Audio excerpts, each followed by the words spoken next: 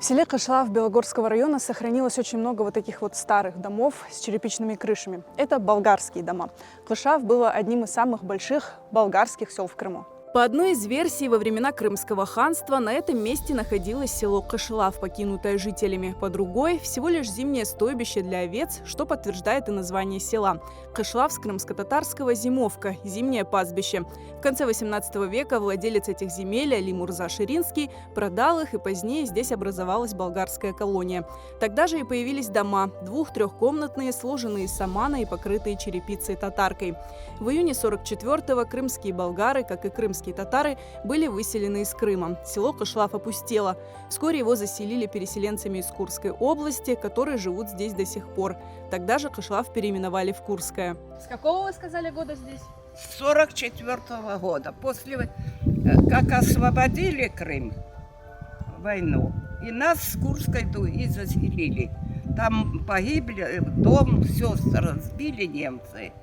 И вот мы так и живем. Родители померли.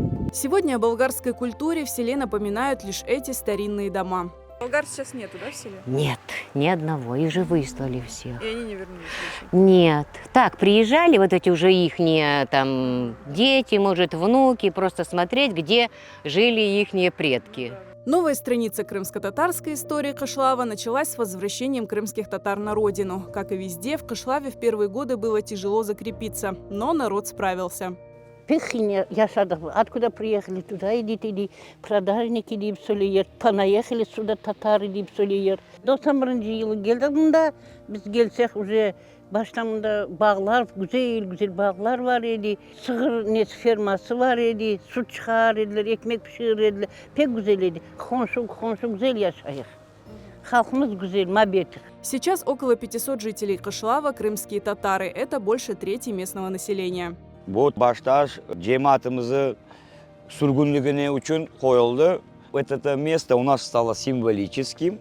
Мы здесь 18 мая собираются наши старики, вспоминают тарих. Своими силами местные мусульмане начали строить в селе мечеть. Смысл глубок был в том, чтобы участие этой мечети чтобы принимал весь народ. Старики, которым 80 лет, 90 лет, которые не могут кружку воды поднять, слыша, что идет кладка на мечети, просили, чтобы отвезли их на мечеть, чтобы один камень поставить. Сейчас многие жители Кышлава пристраивают к старым домам новые, черепичную крышу меняют на более современный шифер или профиль, деревянные окна на пластиковые.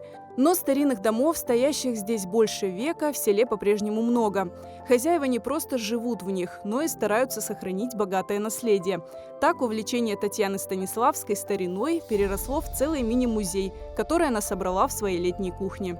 Сначала мы со старшей дочкой сплели плетень, беседку. А потом так то ли ностальгия, то ли что. То горшочек, то вышитый рушничок. К маме на Днепропетровщину ездили. То прялочка, то кувшинчик, то горшочек. И потом как-то оно так собралось. Тетка ермо мне подогнала. Бандуру, помню, бандура была еще действующая. Я так особо не афиширую, это чисто для души. Но моя дверь всегда для всех открыта.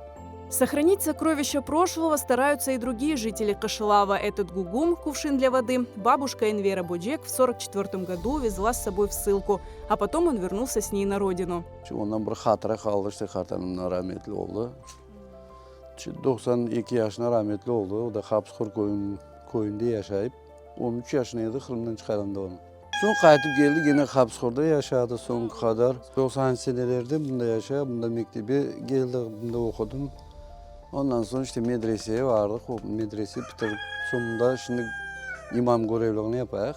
Свой домашний музей был у Сейдамета Черкес, но со временем, шутит Сейдамет Ага, он и сам превратился в экспонат. Birinci bu koya geldi rahmetli daim.